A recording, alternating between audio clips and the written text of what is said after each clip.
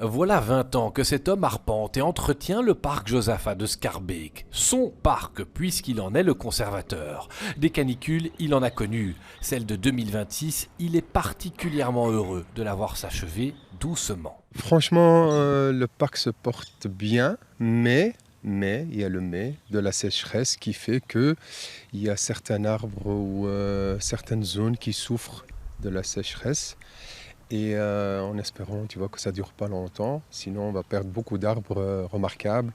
Plus de 20 hectares de verdure au total, un îlot qui profite aux habitants et à la faune urbaine. Le conservateur connaît chaque mètre carré en surface et même plus. La différence entre ce qu'on voit là, vert, et là, c'est le sol. C'est surtout le sol qui joue un rôle très important dans l'absorption de l'eau.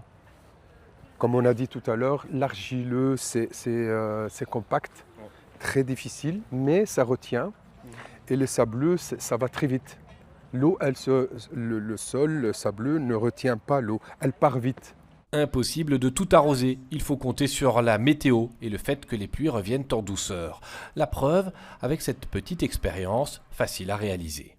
On a ici du gazon brûlé et de la terre très sèche après plusieurs semaines de canicule. Je vais verser dessus l'équivalent d'un demi-litre d'eau et on va voir ce qu'il advient.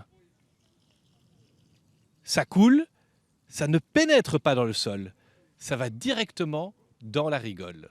Une expérience qu'on ne connaît que trop bien à Bruxelles Environnement. Le retour de la pluie, on l'espère, en douceur et en se préparant au pire comme au meilleur. La bonne nouvelle, c'est que la pluie revient. Je pense que vraiment tout l'environnement en avait bien besoin.